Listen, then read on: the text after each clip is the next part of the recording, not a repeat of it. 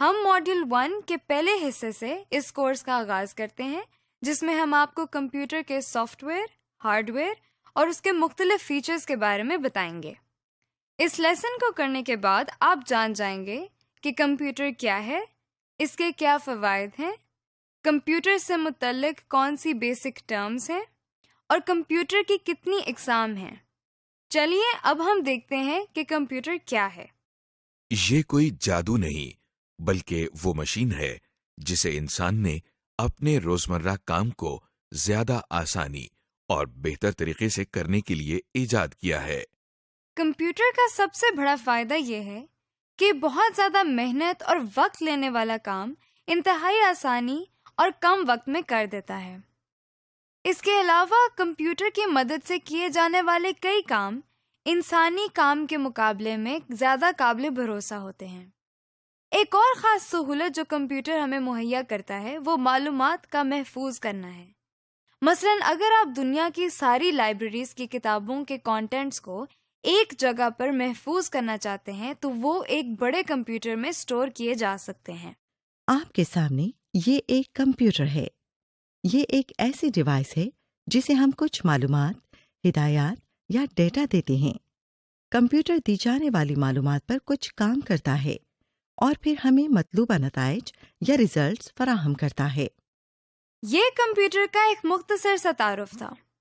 Computer سے متعلق کچھ ایسی بیسک ٹرمز بھی ہیں جن کا جاننا بہت ضروری ہے اور جو ہمارے کورس میں کثرت سے استعمال ہوں گی، جیسے input, output, software, hardware اور انٹرنیٹ وغیرہ۔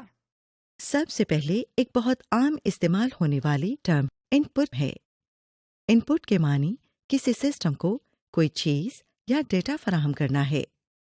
کمپیوٹر ان پٹ سے مراد کوئی ایسی چیز یا ڈیٹا ہے جو ہم کمپیوٹر کو فراہم کرتے ہیں۔ روزمرہ زندگی میں اس کی مثال ایک جوسر کی لی جا سکتی ہے جس میں ہم مختلف قسم کے پھل ڈالتے ہیں۔ جوسر ان پھلوں کا رس نکال کر گودا علیحدہ کر دیتا ہے۔ غور کریں، یہ پھل جوسر کے لیے ان پٹ ہے۔ وہ چیز جو کمپیوٹر کو ان پٹ دینے کے لیے استعمال ہوتی ہے وہ ان پٹ ڈیوائس کہلاتی ہے۔ جیسے کی بورڈ ایک ان پٹ ڈیوائس ہے کیونکہ یہ کمپیوٹر کو ڈیٹا دینے کے کام آتا ہے۔ بالکل اسی طرح اگر ہم اپنے جوسر کی ایگزامپل دوبارہ دیکھیں تو کسی جوسر کے اندر آپ کو پھل ڈالنے کے لیے ہاتھ استعمال کرنا پڑتا ہے۔ اس کا مطلب یہ ہوا کہ ہاتھ جوسر کے لیے ان پٹ ڈیوائس ہے۔ عام طور پر استعمال ہونے والی کمپیوٹر کی ان پٹ ڈیوائسز میں کی بورڈ، ماؤس اور اسکینر وغیرہ شامل ہیں، جن کی تفصیل آپ اگلے لیسن میں دیکھیں گے۔ کمپیوٹر استعمال کرنے کی بنیادی وجہ اس سے کوئی انفارمیشن یا ریزلٹس حاصل کرنا ہے۔ تو اگلی بہت عام استعمال ہونے والی ٹرم آؤٹ پٹ ہے۔ کمپیوٹر جو ہمیں انفارمیشن یا ریزلٹس دیتا ہے اسے ہم آؤٹ پٹ کہتے ہیں۔ سو آؤٹ پٹ کا مطلب ہوا کچھ نکالنا یا مہیا کرنا۔ مثال کے طور پر کسی ٹیوب ویل سے حاصل ہونے والا پانی ٹیوب ویل کی آؤٹ پٹ کہلاتی ہے اور جوسر سے نکلنے والا جوس جوسر کی آؤٹ پٹ کہلاتی ہے۔ اسی طرح تھریشر سے نکلنے والے گندم کے دانے تھریشر کی آؤٹ پٹ ہیں۔ وہ چیز جو آؤٹ پٹ حاصل کرنے کے لیے استعمال ہوتی ہے اسے آؤٹ پٹ ڈیوائس کہتے ہیں۔ مثلاً جوسر کی مثال میں گلاس یا کپ آؤٹ پٹ ڈیوائس ہے کیونکہ اس کے ذریعے ہمیں جوسر میں سے آؤٹ پٹ مل رہی ہے، یعنی جوس۔ اگر ہم تھریشر کی مثال کو دوبارہ دیکھیں تو اس جگہ کو تھریشر کی نوزل کہا جاتا ہے۔ یہاں سے گندم کے دانے باہر نکل رہے ہیں۔ اس طرح نوزل تھریشر کی آؤٹ پٹ ڈیوائس ہے۔ اسی طرح کمپیوٹر سے آؤٹ پٹ لینے کے لیے ہمیں آؤٹ پٹ ڈیوائسز کی ضرورت ہوتی ہے۔ عام استعمال ہونے والی کمپیوٹر آؤٹ پٹ ڈیوائسز میں پرنٹر، مانیٹر اور اسپیکر شامل ہیں۔ ابھی تک ہم نے جن ٹرمز کے بارے میں بات کی ان میں ان پٹ ڈیوائسز، آؤٹ پٹ اور آؤٹ پٹ ڈیوائسز شامل ہیں۔ اب جو ہم نیکسٹ ٹرم دیکھیں گے وہ پروسیسنگ یا کمپیوٹر پروسیسنگ ہے۔ روزمرہ زندگی میں پروسیسنگ کو سمجھنے کے لیے آئیے تھریشر کی مثال کو دوبارہ لیتے ہیں۔ جب تھریشر کو کٹی ہوئی گندم ان پٹ کی جاتی ہے تو یہ اس پر کچھ کام کرتا ہے، یعنی اس کے دانے اور بھس علیحدہ علیحدہ کرتا ہے۔ اس کام کو تھریشر کی پروسیسنگ کہتے ہیں۔ اسی طرح کمپیوٹر ان پٹ پر انٹرنلی کچھ کام یا پروسیسنگ کرتا ہے جس سے آؤٹ پٹ حاصل ہوتی ہے۔ اسٹوریج۔ اس کے علاوہ کمپیوٹر کے اندر انفارمیشن کو سٹور کرنے کی بھی صلاحیت موجود ہے۔ اس کا سب سے بڑا فائدہ یہ ہے کہ ہمیں جگہ جگہ جا کر باری باری انفارمیشن کو کلیکٹ نہیں کرنا پڑتا، بلکہ ہر انفارمیشن کو ہم ایک جگہ ایک کمپیوٹر کے اندر سٹور کر سکتے ہیں۔ اس کو ایکسپلین کرنے کے لیے جو ٹرم استعمال کی جاتی ہے وہ سٹوریج ہے۔ دیکھیے، یہ وہی جانا پہچانا تھریشر پھر آپ کے سامنے ہے۔ اس سے نکلنے والی گندم کو بوریوں میں محفوظ یا سٹور کر سکتے ہیں۔ روزمرہ زندگی کی ایک اور مثال لائبریری کی ہے، جہاں ہر قسم کے سبجیکٹس کے متعلق مختلف کتابیں موجود ہوتی ہیں، جیسے میتھس، پالیٹکس، سائنس وغیرہ۔ گویا لائبریری کے اندر ہر قسم کی کتابیں موجود ہوتی ہیں۔ آپ کو مختلف جگہوں پر جا کر انہیں ڈھونڈنے کی ضرورت نہیں پڑتی، بلکہ یہ ایک ہی جگہ پر مل جاتی ہیں۔ بالکل اسی طرح کمپیوٹر میں مختلف قسم کا بے شمار ڈیٹا اور انفارمیشن سٹور کی جا سکتی ہے تاکہ بوقت ضرورت کام آ سکے اور ہمیں اسے مختلف جگہوں پر جا کر ڈھونڈنا نہ پڑے۔ Storage devices. کمپیوٹر میں انفارمیشن کو سٹور کرنے کے لیے کچھ اسٹوریج ڈیوائسز ہوتی ہیں جن کی تفصیل ہم آپ کو اگلے لیسنز میں بتائیں گے۔ اس سے متعلق چند نام آپ ذہن نشین کر لیں، مثلاً اس میں ROM, RAM, hard disk, memory cards, USB disk, CDs اور ڈی وی ڈیز شامل ہیں۔ اسٹوریج ڈیوائسز آپ کی چیزوں کو ایک جگہ محفوظ رکھنے کے لیے استعمال ہوتی ہیں۔ عام زندگی میں اس کی کئی مثالیں موجود ہیں، جیسے آپ کے کچن میں مختلف مسالہ جات کو سٹور کرنے کے لیے کیبنٹ استعمال ہوتی ہے۔ اگلی ٹرم جس کا ہم ذکر کر رہے ہیں وہ ہارڈ ویئر ہے، مطلب وہ چیزیں جنہیں آپ چھو سکتے ہیں اور جن کی مدد سے مختلف کام کیے جاتے ہیں۔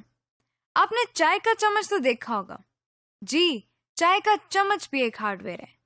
اگر آپ اس ہارڈ ویئر کو چائے کے اندر چینی ڈالنے کے لیے استعمال کریں تو وہی ہارڈ ویئر ایک ان پٹ ڈیوائس کا کام کرتا ہے۔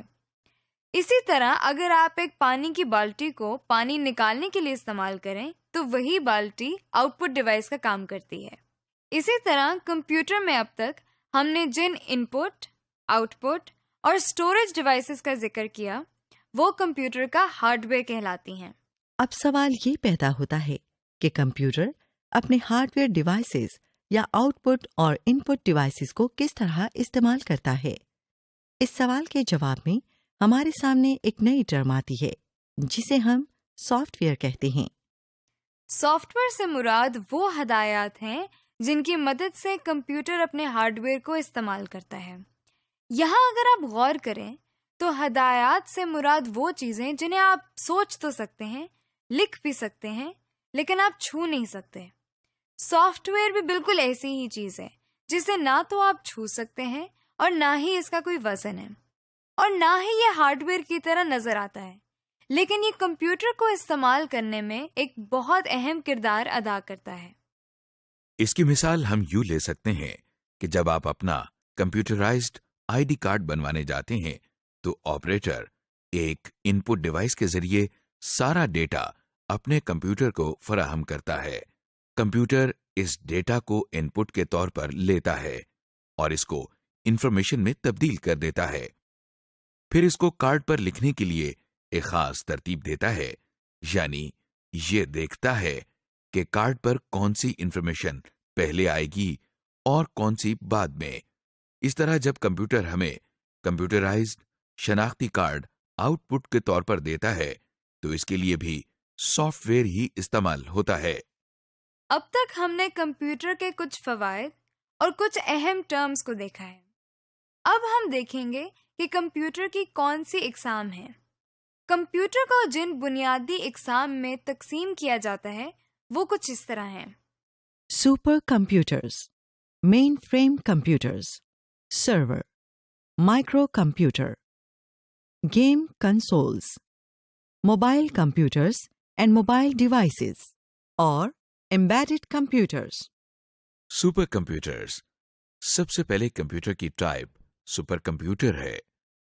یہ وہ کمپیوٹرز ہیں جو سب سے زیادہ تیز رفتاری سے اپنا کام سر انجام دیتے ہیں۔ یہ کمپیوٹرز ایک وقت میں ایک ہی کام کرتے ہیں، لیکن انتہائی ایکوریسی کے ساتھ۔ چونکہ یہ کمپیوٹرز بہت زیادہ طاقتور ہوتے ہیں، اس لیے ان کی قیمت بھی زیادہ ہوتی ہے۔ کچھ مشہور سپر کمپیوٹرز میں ٹائٹین، ٹیانی 2 اور کے کمپیوٹر شامل ہیں۔ مین فریم کمپیوٹرز، سپر کمپیوٹر سے چھوٹے اور ذرا سی کم رفتار رکھنے والے کمپیوٹرز کو ہم مین فریم کمپیوٹرز کہتے ہیں۔ لہذا نیکسٹ ٹائپ جو کمپیوٹرز کی آپ دیکھ رہے ہیں وہ مین فریم کمپیوٹرز ہیں۔ یہ کمپیوٹرز سائز کے لحاظ سے بھی بڑے ہوتے ہیں، اسی لیے ان میں زیادہ انفارمیشن کو اسٹور کرنے کی صلاحیت موجود ہوتی ہے۔ اس کے ساتھ ساتھ مین فریم کمپیوٹرز قیمت میں بھی بہت مہنگے ہوتے ہیں۔ پاکستان میں یہ کمپیوٹرز PIA، بینکس اور بہت سی دوسری آرگنائزیشنز میں استعمال ہو رہے ہیں۔ سرورز، مین فریم کمپیوٹرز کے بعد جن کمپیوٹر کی باری آتی ہے وہ سرورز کہلاتے ہیں۔ ان کمپیوٹرز کی کام کرنے کی رفتار مین فریم کمپیوٹرز کے مقابلے میں کئی گنا کم ہوتی ہے۔ سرورز کا بنیادی کام ہارڈ ویئر، سافٹ ویئر اور نیٹ ورک پر موجود ریسورسز تک رسائی کنٹرول کرنا ہے، یعنی بہت سارے کمپیوٹر نیٹ ورک کے ذریعے سرور کے ساتھ منسلک ہوتے ہیں اور وہ سرور کے ذریعے ہارڈ ویئر، سافٹ ویئر اور دوسرے ریسورسز تک رسائی حاصل کرتے ہیں۔ ہم کمپیوٹر نیٹ ورکس کے بارے میں اگلے لیسنز میں تفصیل سے جانیں گے۔ ان میں ڈیل، HP اور ایسر کے سرورز زیادہ مشہور ہیں۔ مائکرو کمپیوٹرز، مائکرو کمپیوٹرز کو عام طور پر PC یا پرسنل کمپیوٹرز بھی کہا جاتا ہے۔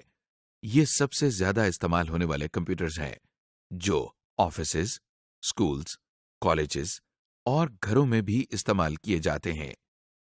ان کمپیوٹرز کے کام کرنے کی رفتار مین فریم کمپیوٹرز اور سرورز کے مقابلے میں کئی گنا کم ہوتی ہے اور اسی لیے ان کی قیمت بھی بہت زیادہ نہیں ہوتی۔ ان کمپیوٹرز کو آپ کی میز پر رکھنے کے لحاظ سے ڈیزائن کیا گیا ہے۔ ان میں زیادہ مشہور IBM، ڈیل، HP اور ایپل میکنٹاش کمپیوٹرز ہیں۔ گیم کنسول، گیم کنسول ایک ایسی کمپیوٹنگ ڈیوائس ہے جس پر ایک یا ایک سے زیادہ افراد ویڈیو گیم کھیل سکتے ہیں۔ یہ پورٹیبل ڈیوائسز ہوتی ہیں، یعنی ان کو آسانی سے ایک جگہ سے دوسری جگہ لے جا سکتے ہیں۔